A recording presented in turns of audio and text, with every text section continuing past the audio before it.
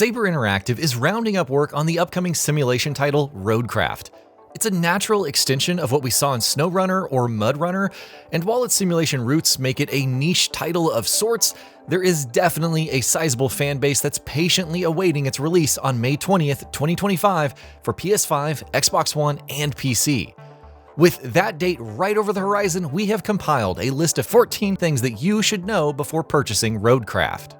While RoadCraft's nature of gameplay would suit an open-world framework pretty well, Saber Interactive has clarified that the game would not technically be an open world.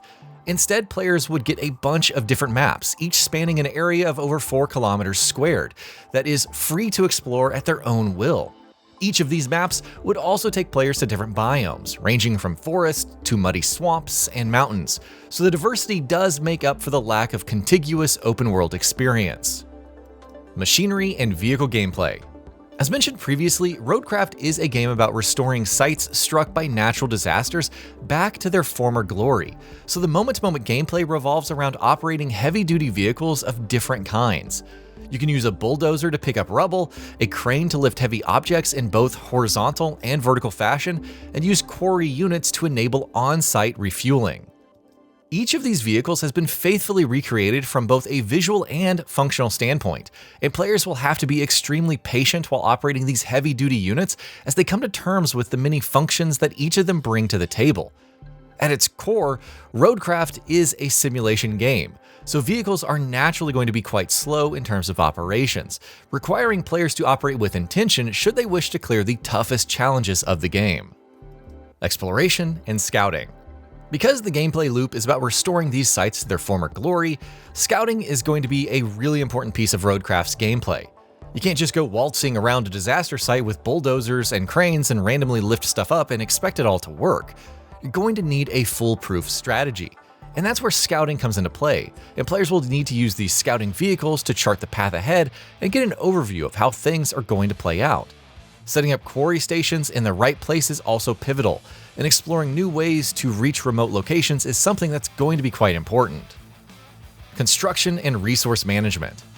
Simulation isn't just about getting to grips with how these hulking behemoths of machines function, but also about understanding the process of construction and how things play out in a particular sequence. You first have to clear out debris, and then you lay down roads using concrete or asphalt and so on and so forth. Resource management also comes into play at this point in time, making it important to be well prepared for missions beforehand and also understand how much raw material you're going to need before jumping into it.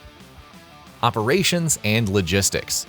RoadCraft has a plethora of different systems when it comes to moment-to-moment gameplay, and while we do have an idea of how things are going to play out on a micro level, let's also discuss the macro level gameplay. Operations and logistics become an important part of RoadCraft, and that involves ensuring a smooth flow of resources and machinery across different operations. You have to gather resources like timber and steel to craft the materials required for construction, and also automate certain tasks over time to help reduce the element of redundancy across runs. In RoadCraft, you are the chief of operations for your construction company, and mastering the management will also be a very important element of the gameplay. Progression system.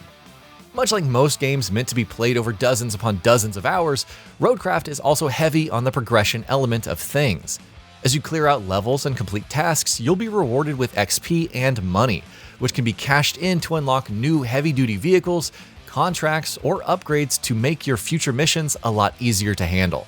Indulging in player progression and getting a grasp of how you build out your strategy will be important in the long run, prioritizing the purchases and upgrades based on your playstyle. Multiplayer co-op. While you can definitely go all solo, RoadCraft also offers you the option to join forces with friends and take part in some multiplayer action.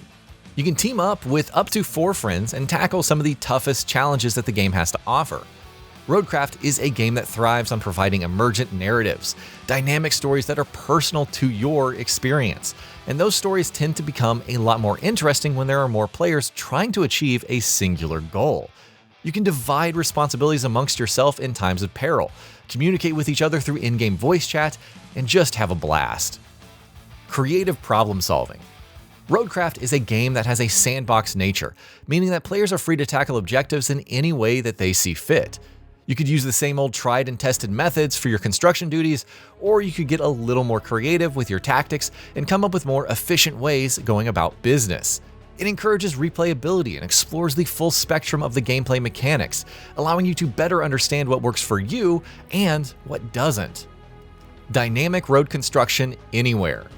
Building roads is a very important part of RoadCraft's gameplay loop, and it's something that you're going to repeat on a regular basis as you go about the restoration of these disaster-stricken sites. The game allows for a dynamic road construction system where you can lay down materials and build roads anywhere, provided you have the required materials for that job, which will help you move through complex terrain in a much smoother manner. Think Death Stranding, but a lot more complex and dynamic. Infrastructure repair focus. As a natural extension of what we discussed before, RoadCraft is about restoring these sites and rebuilding lost infrastructure as a big part of the process. You're going to be laying down roads, building bridges, and an electrical system to restore critical functionality. Modding support post-launch. Mods can add so much longevity and flexibility to a game, and it's always fun to just goof around and apply some wacky mods to switch up the playing experience. RoadCraft's sandbox nature and simulation gameplay make it a perfect companion for mod support, since you could use the power of mods to introduce accessibility or maybe provide some improvements over the stock release. But unfortunately, developer Saber Interactive has confirmed that there wouldn't be any support for mods at RoadCraft's launch. But on the bright side, they have also confirmed that they will be bringing mods eventually into the mix, starting from map mods to vehicle mods and much more. Steering wheel compatibility. Given the driving nature of RoadCraft, many players would naturally wish to use their steering wheels to control these heavy-duty trucks and bulldozers. Fortunately, Focus has confirmed that RoadCraft will be featuring compatibility for steering wheels, but with a minor caveat. At launch, RoadCraft's steering wheel compatibility is going to be pretty basic, but it will be expanded and fleshed out over time, so that's not much of an issue. Enhanced physics engine. Much like Snowrunner and Mudrunner, RoadCraft is also built upon the Swarm engine that powers all of these complex simulations. Saber Interactive has stated that the team has made plenty of changes to its system that better enable simulation of different kinds of terrain and how these things affect the movement and mobility of these heavy-duty vehicles. It's built for a current generation of consoles, so the developer has gotten a lot more room to play with in terms of raw graphical and CPU horsepower. Price and platforms. Lastly, there's the topic of price and platforms. RoadCraft is set to release on PC, PS5, and Xbox Series X and S.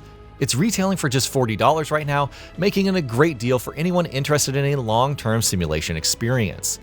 The experience is largely going to remain the same across all platforms, but if you do happen to have a compatible PC, we would recommend going for that version because of modding support and flexibility in graphical options. And that'll be about it for this one. If you guys like what we're doing at GamingBolt, please consider subscribing to our channel, and I'll see you guys on the next video.